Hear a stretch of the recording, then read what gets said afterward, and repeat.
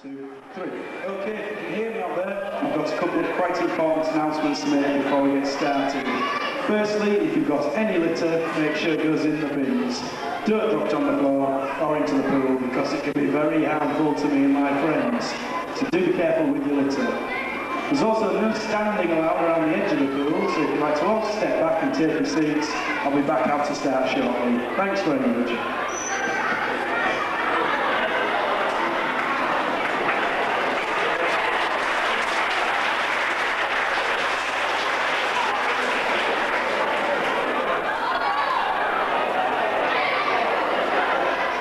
Wait a minute, I forgot something. After the show, you'll be able to go down the stairs over to my left to see the rest of the presentation. You'll be able to see me swimming about underwater, see the fish in the aquarium, have a walk through the educational area, and have a look at the gift shop. But that's after the show, and if you do go downstairs, take everything with you. Okay, I'll just go and find my trainer, and we'll be back out to start. Thank you.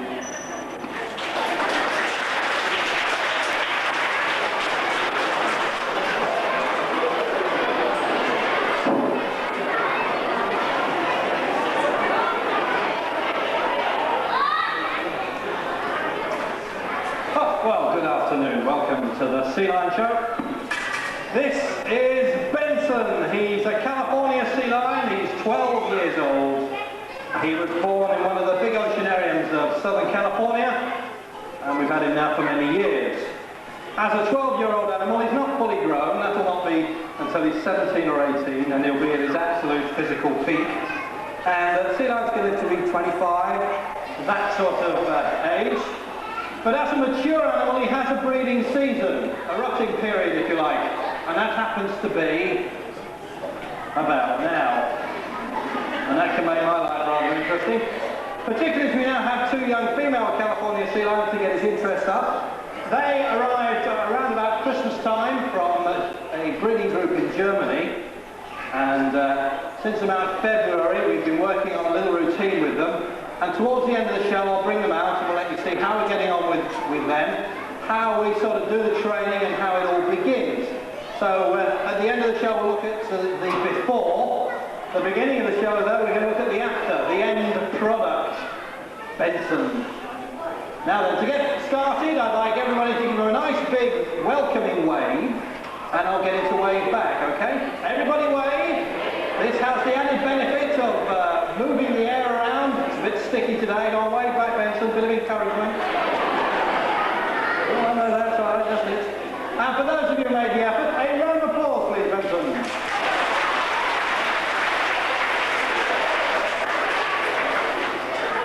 We'll ignore the miserable ones who couldn't be bothered. So, a greeting for me now, California style. Okay, Benson, give me 5. Go! And a kiss, that's not very cool. Oh, go on then.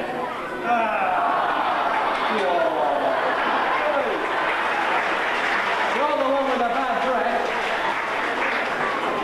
And the bad manners, sticking your tongue out, you're rude you are. Or will they all think? Now then, the sea lion's a very powerful animal, particularly in the upper body, because they use it for swimming. Whereas a seal uses the back end. So they're shaped a little differently. A sea lion has huge front flippers, look. If he was a seal, this front flipper would only be about the size of my hand, much smaller. Now then, that also makes them, because of the strength in the upper body, good at gymnastics. Let's have a look at some gymnastics. Up you go. Oh! Beautifully held.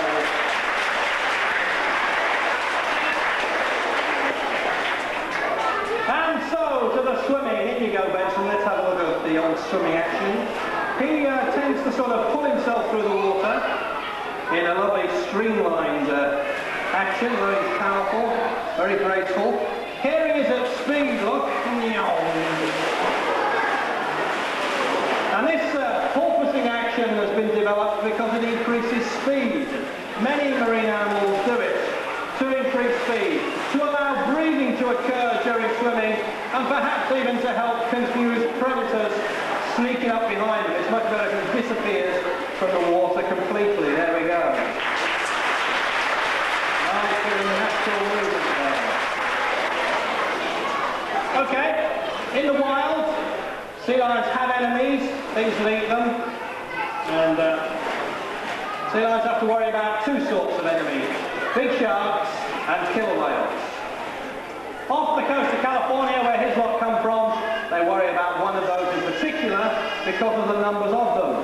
And we'll get Benson down now to give you his impression of his major enemy in the water, in the wild. It's terrifying stuff, isn't it? I'll do that one on the outside as well, perhaps. Here we go.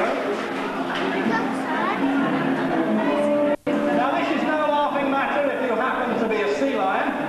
Many, many animals are killed and eaten by sharks, particularly the young and inexperienced. So, Benson, what do you do if you see a shark coming up behind you, eh?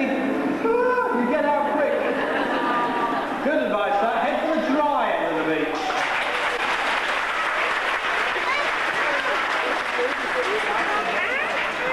And they are safer out of water because we don't kill them anymore. His type of sea lion are not endangered. They're doing fairly well. We can also breed them very easily now in oceanarium settings. And that's a very useful backstop for the species. We have some in reserve. We can quite literally make some more. Perhaps the only real threat they face currently is the generalised problem of pollution. Directly through getting entangled in nets and plastic rubbish and material that we lose or throw away deliberately, becoming involved with oil spills. That's the sort of thing they need to worry about. But generally, fairly healthy state of affairs for this animal. Right, we have the toys down, Benson. You're going to catch these by moving that head around on the long, flexible neck. And this neck structure is important for catching fish. Gives him the ability to snatch at a fish as he comes up behind and it tries to escape. So, Benson, flippers should stay on the block of wood and I'll throw them at various angles. Here we go. One, there's a high one. 2 to the right, 3 to the left, 4 a low one. Here's the hard one. Concentrate. End over end, yes.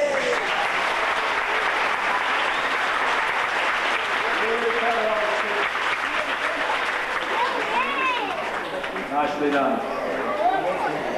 Now he makes his living in the wild catching fish and squid. We feed a similar diet here, and he gets to around 7 kilos of fish a day, good quality fish, and he costs about £3,000 a year to run.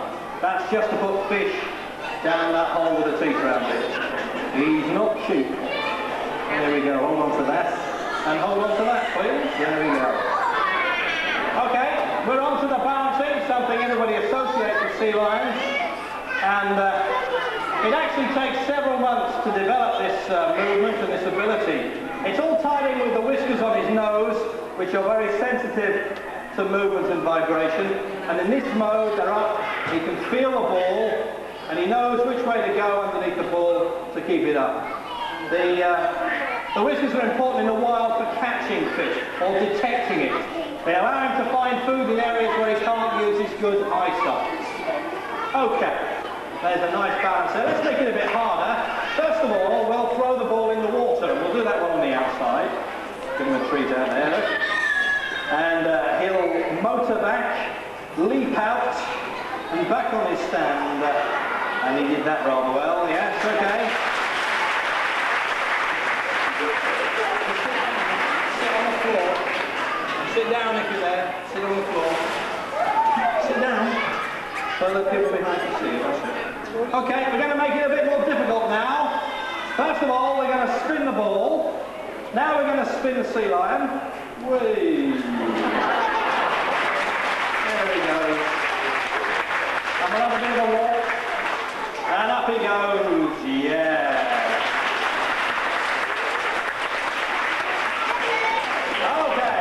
Benson. Pardon? Now Benson is a sea lion, not a seal, and there are several differences between the two types of animal. One I've already mentioned, and that was the big front flipper. Sea lions like him have got them, and seals haven't. See that thing there? Also written down in his book, we have the other differences. This one, Well, this is about ears. Sea lions have got external ear flaps, you can see, whereas a seal hasn't. And what about that one? This is about movement on land. Again, the two types of animal differ quite dramatically, because a sea lion like Benson is able to walk, because all his flippers tuck underneath and can be used as walking limbs. Let's have a demo. Here he is, look, trundling along. But he is coordinated on hand. He can walk. He can even run a bit. Yeah. That's it. Stop slithering. Now then, Benson, I want you to have a think. How does a seal move on land? Ooh, dear. It's not that hard. It's like this, isn't it? Yeah. They sort of slug along. They jiggle along a bit like a caterpillar in motion. Okay, and the old sea lion shuffle just to rub their noses in it. They won't do that either. They haven't got the strength. Yeah, do that. Okay, back to the gymnastics. In you go. We're going to have a look, or in you get, at a backwards somersault. Now then, you just stay over there. I'll go down here, and we'll see how we get on. Off we go. Yeah, nice one.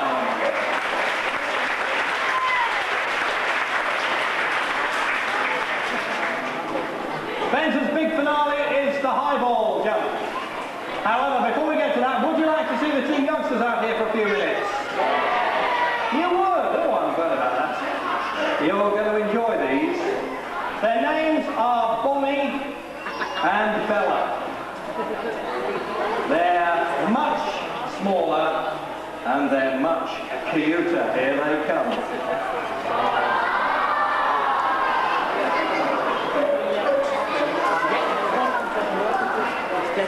And if you went oh when you saw them first, you'll do it again. It's off a kiss. Oh dear, it's like trying to chew a few fruit pastel and eat a few fruit pastel and not chew. Okay then, here they are. At 2 years of age, they're actually probably 3/4 grown now. And that tells you something about the sea lion world. The females, they stay small and well proportioned, don't you dear? Yes. It's only the males have become gross. Now that's a breeding thing. A male has to be big enough and strong enough to defend the territory on the breeding beaches in order to be successful over the weeks at the old mating game. So he's got to have that bigness. The females, on the other hand, they don't have to worry about any of that at all. All they've got to do is turn up in the right week, isn't it? Yes. Okay. Now then, let us show you how we're getting on with these. We've had the kiss, we'll have the nice big wave now. They're better at this than Benson, actually. Yeah, there we are. Nice big big wave. And next we have the formalities, and these are from Germany. They're quite formal. We have a very precise flipper shape generally. How do we do? Once again? No? That's a bit strange. How about you? We go up and down in this country like that. That's it. How do you do? This is Bella. There we are. And this is Bonnie. Okay. Right. After the formalities, we generally have a bit of singing. Off we go. If you know the words, just join in all the time, all the merrier.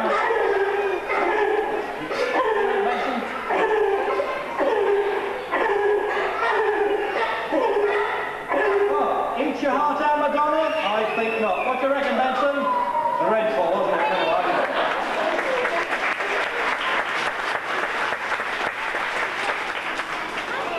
Oh, the knobs. Yeah, do you want a fish? Yeah. Want a fish? Okay, in here we've got one of these. This is a teaching stick. It is not for whacking them over the head with. One does not achieve much doing that.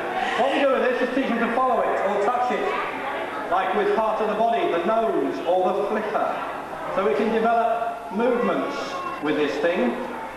One of the exercises you probably won't associate with a target initially is catching a ring.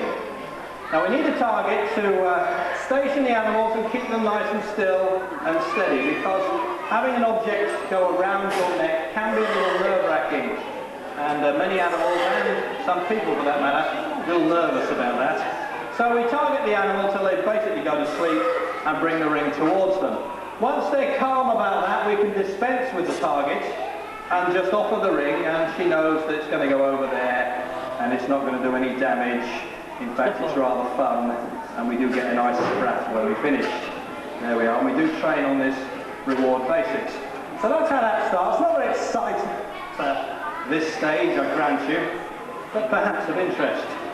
So, another exercise that starts with a target is the front flipper stand, which is improved, so we don't need the target, we give the signal and up they go, all of them together.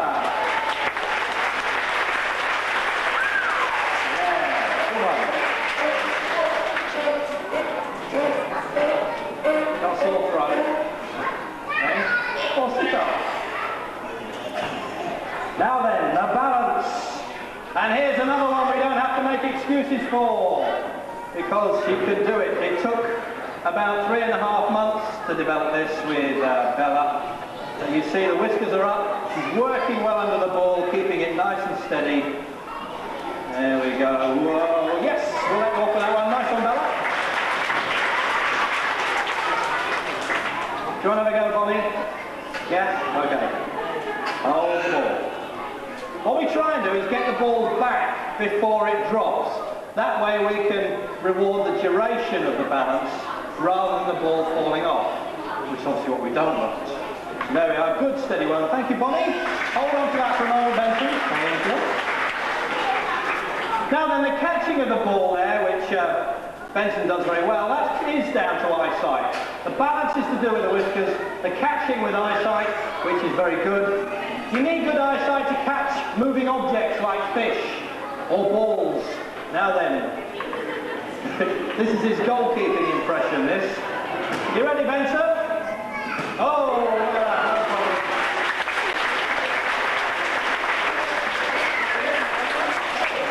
Yeah, well done, lad. So let's have a wave. We've nearly finished your routine. Yes, that's a nice one. Look at that, well done. And we have a bit of a race now for the door as they draw to a close. Okay, the door race, you ready? Yeah? Are you steady? Go! It's close, oh yeah, Bella won that one, goodness me. Bella by length. They will be back in a moment. Not before Benson has done the high ball, I promised earlier. This takes quite a lot of effort. We'll have a warm-up on the outside, shall we, Benson? Off you go. Let's have the one on the outside. Yes. And across he comes. Give him a cheer if he hits it.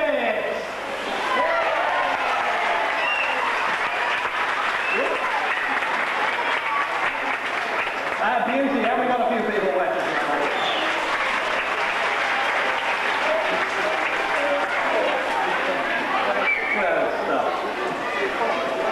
Okay, well, we're just about finished up here. In a second I'll let the others out. They'll all be in the water.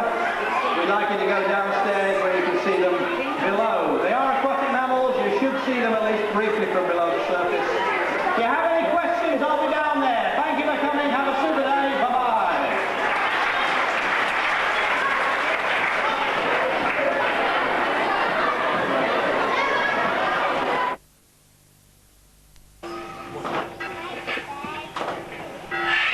Welcome to the Parrot show. Strictly speaking, welcome to the macaw show, because that's what all these birds are. They're macaws, large parrots. There are 17 varieties, and this is a fair representation, as there are bigger and smaller than this. They're more brightly coloured and drabber. They are all the same basic shape. By that I mean they have a big beak, which is hooked on top, has a chisel underneath, and is almost prehensile in its ability to aid picking up and manipulating shapes and objects in food. The beak's designed for getting into the hard shells of nuts and seed pods, the hard centres of soft fruit. That's what a macaw will live on in the wild setting. Now they have big feet which allow them to walk, and bang, delayed action. Bang! Got you. Obviously missed the first time. Now then, let's look at these feet. Huge they are. 2 toes forward, 2 back. So they can walk. They can also grip. And that's useful. It means you can hold on to a cliff face or a branch, whatever. Perhaps most importantly of all, it allows the bird to hold an object in one foot while it stands on the other. So one foot effectively acts as a hand. Gives them a platform in which to examine and twist and turn a shape, an object, and find the best way of destroying it with that beak. So rolling him over, let's have a look at the wingspan. It's huge for this type of bird, giving powerful flight. And a lovely long tail which, when spread, adds great manoeuvrability to that flight. And this bird is designed for the rainforest canopy of South America. All macaws originate in that area of the world. Our birds here are all captive bred. And that's pretty good news because most macaws are at least threatened, if not on the endangered list. Some have become extinct this century. So they are not having a good time in the wild. Nowadays that's mainly due to habitat disturbance and destruction. In the past it also had to do with birds being taken for their feathers, for headdresses and plumage, and also for the pet trade.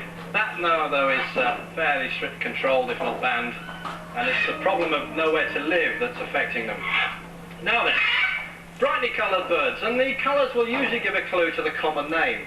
The first 2 on the row are scarlet macaws. They were bred here at Flamingoland, and they're endangered in the wild, but bred with some success in bird and zoo collections nowadays.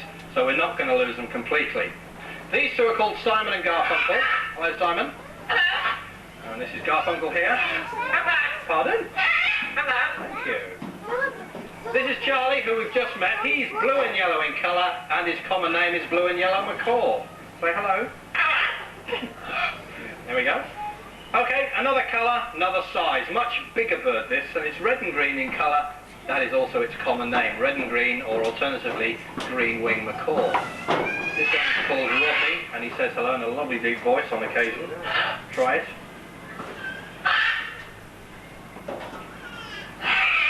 Hello. Okay, next we have the old fella Kiko. He quite an old bird, has a serious wing defect, screwback wing, which effectively makes him flightless. And as there are no flightless macaws in the rainforest, it must mean he was bred in a collection, whenever it was, 5 years ago, something like that. Parrots are very long-lived, and macaws are no exception. And it is something to consider if you're thinking about having one as a pet. Namely, who are you going to leave it to in your will, as it will probably outlive you. Other things to think about, well, they're very noisy, they can be quite aggressive, particularly if they're in a family environment and suddenly the environment changes and the bird is no longer the centre of the universe. Macaws in particular can't take that sort of rejection, and they do develop all sorts of strange behaviours. They can become aggressive. Also, they're amazingly destructive. The more expensive and the more wooden your furniture, the quicker it's reduced to matchwood. In fact, why there is a rainforest in South America with these things flying around in it defeats me. Now then, we have a big bad Jaffa. How do you do? Jaffa's not a real macaw at all, he's a hybrid. If you cross a red one with a blue and yellow one, you get a great big green and orange thing like him. Yeah. Alrighty, lastly we've got little Sally here, another blue and gold, and we'll change the direction of the presentation now and add a bit of excitement. We're going to raise the flag. She pulls down on the rope, manipulating it with her beak and her tongue, and up goes the flag. There we go. Oh, beautifully done. A round of applause is in order there, I feel. Now, parrots, macaws do instinctively fiddle and manipulate anything they can move. Then they usually destroy it. So through the training here, what we try and do is encourage the fiddling and reduce the destruction. And we do that by building our toys exceptionally strong, out of stainless steel and alloy and stuff like that. So here is a manipulation, not with the beak, but with the feet. The old roller skating exercise. Up we go. Here comes our Jaffa, our roller skating magician. Thundering round. Now give us a twirl. That's it. And all the way back again. Here he comes. Oh, found a peanut crumb left by Charlie, the messy eater. There we go, good stuff. Nice skating there from Mark here. Change direction of the show and we'll look at a problem-solving exercise, namely the form board. Now, simple psychology test for people and children this. Put the shapes back in the right places. Step one in teaching a bird how to do this is to get them to pick up and push and manipulate the shape so it's in the right place. Next thing is to put all four together but in front. If you have a clever bird, and Rodney here is certainly one of those, then you can add the final twist, which is to mix up the shapes. Okay, now bearing in mind, a macaw like Rodney here is working with a brain effectively the size of a large processed pea. It's not big. It's designed for keeping the bird alive, not really for solving problems. However, I think this will show you problem solving, a learning ability over and above what you would instinctively find in a bird of this sort. They're clever, in other words. And we've got two shapes in. Yeah, doing well. We're going to go for the polygon, a superbly named shape for a parachute. In it goes, and last of all, the triangle.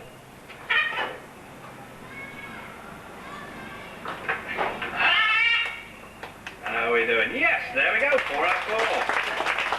Thank you, Rodney. Alrighty. Now we'll add the element of competition to proceedings by having a race with the two scarlet macaws, Simon and Garfunkel. Now, to perform this sort of exercise, you need two birds that get on and don't try and kill each other when they meet on the table. These two are nestmates, we don't have that problem. So, 3 for you, 3 for you. First one back wins. We have different approaches to this. We have the upright sort of strutting about movement from our Simon. And then we have this rather strange wheelbarrow technique from Garfunkel. She's actually a little lame in one foot, which is why she's developed this technique. But we're doing well. Yes, it's going to be close. It's going to be very close. Where it was. Quick! Now, Simon wins. A round of applause for our winner. In comes Garfunkel, a worthy second. And that's how they finish. And they get a mouthful of peanuts each. In fact, they get the same amount of peanuts for winning and losing. They haven't worked that one out, and I'm not going to tell them. Here we go. Right then, Kiko, my friend, we want an exhibition of balance and daring do. With the old high wire bike, look at this. No safety net or harness. He's not even wearing any parachute. Here he comes. Now the answer is keeping the bike moving nice and steadily. In that way there's not too much rocking and rolling. There he goes. A nice bit of riding there. Thank you very much, Kiko. Yes. And so, I think a double act's in order. And we'll use Kiko again, as he does impressions, and his first impression in this set will be the baby impression. There we go, look. We'll give him a little peanuts pacifier, there we go, nicely done. And we'll get Rodney back to do the hard work. Perambulate him up the pavement, a posh push. Here we go.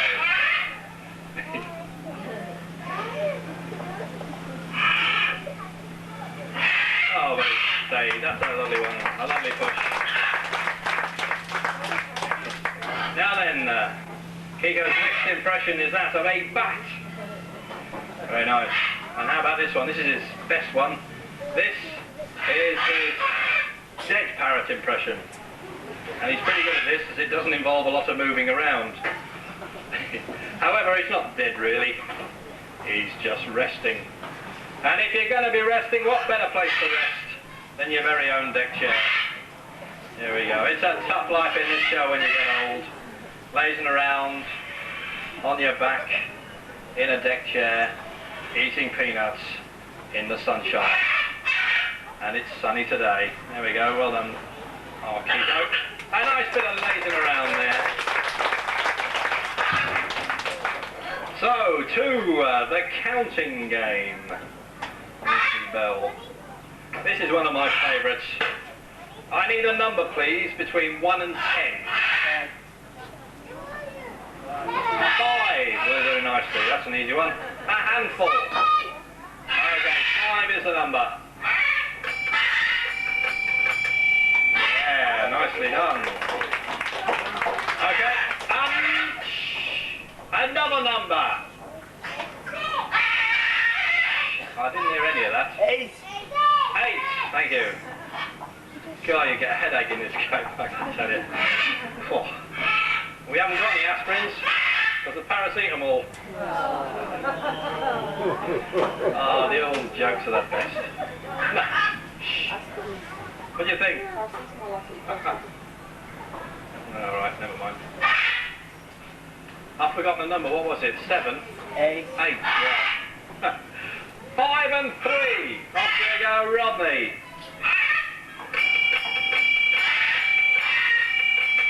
Hey. Brilliant. So we got an 8 and a 5. We've established the fact he can count. What we're going to do now is knock his socks off, because not only can he count, but he can do sums. He can do simple arithmetic, add-ups and takeaways. The two numbers we got pretty close together, so we'll do 8 plus 5. Those are the two numbers we're working with. So don't shout out the answer, we'll leave him. He's working it out on his toes here, calculating away, like 8 plus 5, carry a feather, minus a claw. Yeah, because I'm not showing him on my fingers this time, he's doing it on his own. So 8 plus 5 is our number. Let's see how he gets on.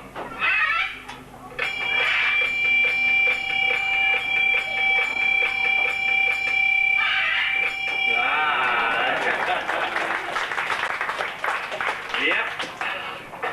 I knew he'd get it right. Clever old girl, this. Bit of polytechnic. Yeah.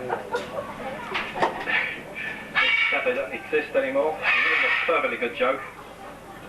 Okay, now we're going to show you how they get to Pickering in the evening after work. We have our very own transport.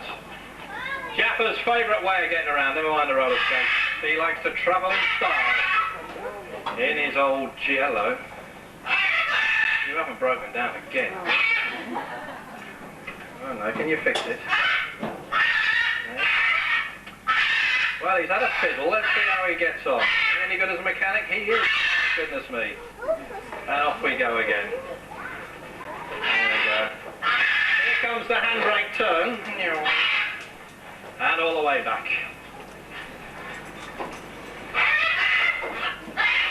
Contact parking coming up. Yep, I thought so. Well done there, Jaffa. So, Rodney, I'd like you to lower the flag on this particular performance. It's gone rather well. He's having a think. What do I have to do with this? Oh, yes, I pulled the rope. There we are. There it goes. There we go. Smashing. And all that remains to say thanks for coming from all of us here. It is... Bye-bye. It's goodbye from Simon. Bye-bye. From Garfunkel. And maybe even from Charlie. Say bye-bye. Bye-bye. Thank you. A very good afternoon to you.